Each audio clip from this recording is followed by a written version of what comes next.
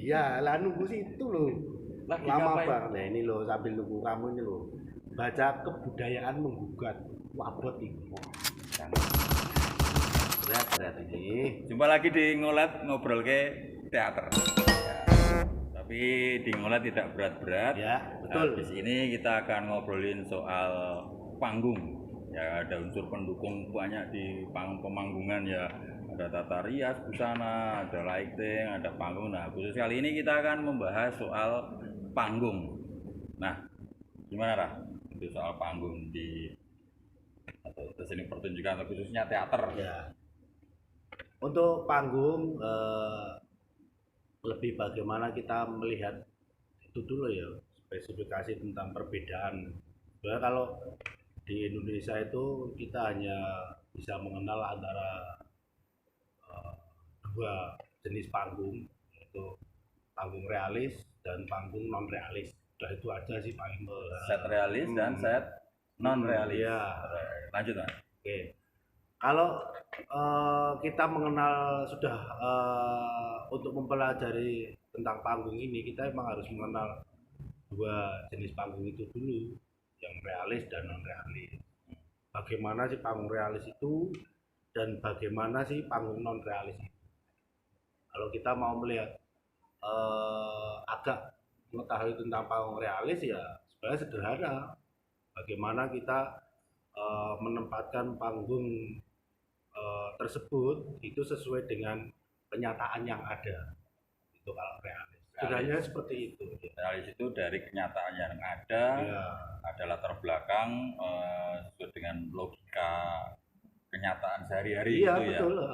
Jadi semisal kita setting kita adalah sebuah latar depan rumah semisal ataupun emperan rumah ya kita buat panggung itu sesuai dengan kenyataan yang ada begitu. Terus contoh lagi semisal panggungnya itu adalah panggung untuk sebuah ruang tamu ya kita buat sesuai dengan kenyataan yang ada ruang tamu itu seperti apa atau dapur atau pinggir jalan sekalipun halte dan lain sebagainya yang pasti lokasi-lokasi itu memang sesuai dengan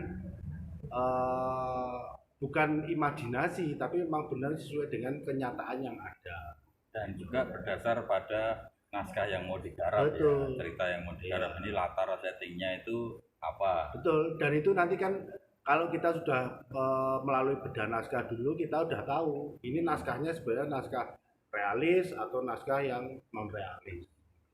Paling mudah sebenarnya kalau kita membuat setting yang mungkin realis itu ya, ya kita memang harus survei dulu bagaimana Observasi. ya observasi lebih baik begitu. Misal ada salah satu contoh naskah, misal naskah beruang menagih hutang itu kan jelas itu biasanya rata-rata mengambilnya adalah ruang tamu tapi tidak semua ruang tamu itu benar untuk naskah itu tergantung naskah itu nanti kita akan bawa di tahun berapa. Kan itu beruang penagih utang itu terjemahan dari apa naskahnya Anton Chekhov iya, ya. gitu. Dan tentunya latar belakangnya juga berbeda. Iya, Nah itu perlu kita cari referensinya dulu. Oh gitu. iya. Lalu kita sesuaikan dengan latar budaya di Indonesia terjemahan naskah tadi dari beruang penagih utang itu ya. dan itu masih lagi bisa diterjemahkan tentang persoalan tahun Periode. berapa peristiwa itu mau Ya. dibuat gitu loh. Jadi semisal tahun 1990 atau 1998 atau sampai tahun 2000 atau 2000 sekian itu kan pasti akan ada perbedaan. Ya, periode Jadi masanya. iya betul. Atau mungkin bahkan setting itu dibuat tahun 18 berapa itu juga nggak ada masalah juga gitu. Jadi setting itu yang pasti perwujudannya adalah bagaimana setting itu mendekati peristiwa pada saat itu gitu. Berarti kadang-kadang di setting itu sendiri kita juga harus mengenal tentang persoalan waktunya kapan peristiwa itu terjadi. Itu yang Pagi, sore, siang itu. Nah, itu dan juga ada periode masa waktu, tadi iya. ya, tahun kapan ini Iya, berlangsung, betul. di mana, terus Hmm. waktunya tadi pagi, siang, sore. Iya. Mungkin sama-sama realisnya, tapi mungkin pagi, sore, siang akan berbeda. Iya. Ini karena yang perlu kita hati-hati sebenarnya ketika sang sutradara sudah menentukan ini tahun sekian. Jadi semuanya juga harus menyesuaikan. Baik itu nanti di kostum, baik itu nanti di properti set. Ini bisa saya pahami, pengerti bahwa set itu juga butuh literasi, Nah, iya. butuh referensi, butuh sumber untuk kita mengaktualkan set Iya, betul. sesuai dengan periodisasi masanya. Kan akan sangat lucu ketika sutradara sudah menentukan ini peristiwanya kita buat tahun 1945 semisal. Ada salah satu properti atau setting atau mungkin bahkan kostum yang tahunnya itu tahun sekarang ya lucu. Itu jadi tidak realis Ya. malah itu. Jadi apapun yang penata setting lakukan atau penata artistik itu harus memang benar-benar ada komunikasi dengan sutradara, dengan penerjemahan sutradara seperti apa ya kita harus ikut itu. Dan jadi begini ya Mas, maksudnya penata artistik atau bagian setting atau properti itu yang pasti nggak segampang yang teman-teman pikirkan lah.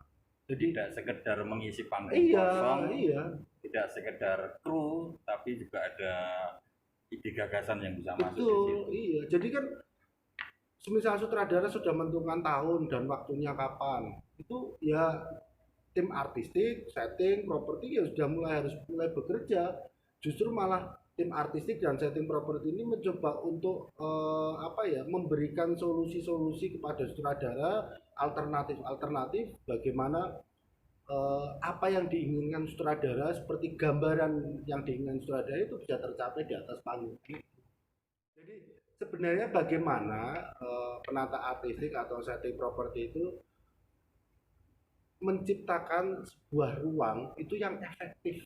Nah, itu yang susah. Efektif ya. Iya, yang efektif. Jadi sebagai pemain juga bisa memanfaatkan setting properti itu, tapi juga setting properti itu juga bisa membuat satu ruang yang memang itu menjelaskan. Bahkan mungkin kalau perlu setting properti itu tanpa ada ceritanya, sebelum ada pemain itu sudah bercerita dulu. Wah, iya. itu udah dahsyat sekali. Artinya bahwa set itu sudah memberi tanda, Oh iya. memberi kesan bahwa ini seperti ini. Contoh misalkan tadi beruang penagih utang, Iya. tentunya ada set, salah satu propertinya yang di set itu ada senjata laras panjang. Iya. Itu tanpa ada pemain di situ berarti akan menunjukkan bahwa itu Betul. penghuninya adalah pemburu. Iya. Itu. Baik, untuk kali ini kita cukupkan sekian. Iya. Kita lanjut ke nanti di pendukung pemanggungan, lighting, tata rias dan sebagainya di episode berikutnya. Dan jangan lupa kalau ada pertanyaan bisa ditulis di komen bawah ini. Ini loh, bawah ini. Ya. Komennya bawah. Ini. Komen bawah. Ini Komen bawah. bawah. Jangan ini. Tetap di Ngolet, ngobrol ke teater.